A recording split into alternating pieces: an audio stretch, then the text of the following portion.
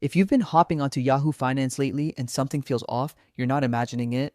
Maybe the layout seems a little unfamiliar, or perhaps that once predictable navigation rhythm now feels oddly clunky.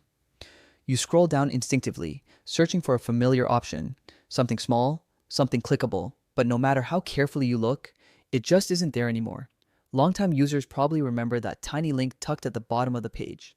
It acted like a digital escape hatch, instantly transporting you back to the classic interface. It wasn't flashy, but it was comforting.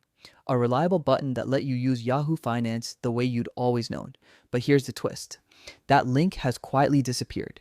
No announcement, no alert, not even a gentle heads up. Yahoo simply phased out the classic view entirely, leaving users to adjust whether they like it or not. Many people preferred the older layout because it felt familiar, clean, and uncluttered. The spacing made sense, pages loaded quickly, and everything felt predictable.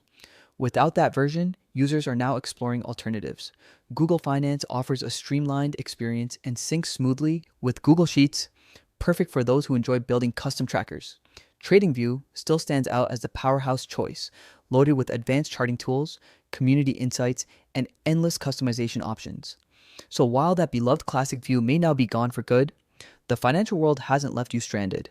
There are plenty of modern platforms ready to step in, and with a bit of exploring, you might even find a setup that feels better than what you lost.